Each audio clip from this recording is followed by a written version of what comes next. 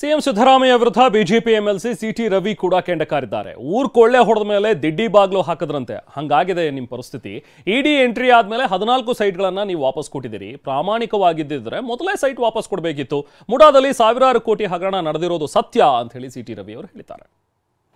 ಮಾನ್ಯ ಮುಖ್ಯಮಂತ್ರಿ ಸಿದ್ದರಾಮಯ್ಯನವರ ಮನೆಯವರು ಸೈಟ್ ವಾಪಸ್ ಕೊಡೋ ನಿರ್ಧಾರ ಒಂದು ರೀತಿಯಲ್ಲಿ ಊರು ಕೊಳ್ಳೆ ಹೋದ್ಮೇಲೆ ದಿಡ್ಡಿ ಬಾಗಿಲು ಹಾಕಿದ್ರು ಅನ್ನೋ ಗಾದೆ ಮಾತಿಗೆ ಅನ್ವರ್ಥಕ ಆಗುವಂತೆ ಅವ್ರ ನಡವಳಿಕೆ ಆಯಿತು.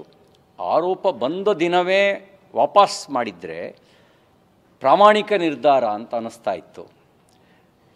ಆದರೆ ಈಗ ನಿರ್ಧಾರ ಪ್ರಾಮಾಣಿಕ ನಿರ್ಧಾರ ಅಂತ ಅನ್ನಿಸ್ತಾ ಇಲ್ಲ.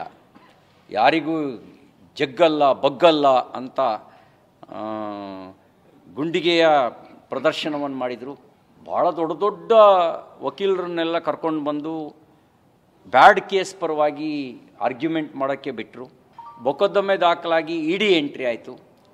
ಇಡಿ ಎಂಟ್ರಿ ಆದಮೇಲೆ ಅವರು ನಿವೇಶನಗಳನ್ನು ವಾಪಸ್ ತೆಗೆದುಕೊಳ್ತಕ್ಕಂಥ ನಿರ್ಧಾರ ಅದು ಅನುಮಾನಗಳನ್ನು ಸ್ವಾಭಾವಿಕವಾಗಿ ಹುಟ್ಟುಹಾಕುತ್ತೆ.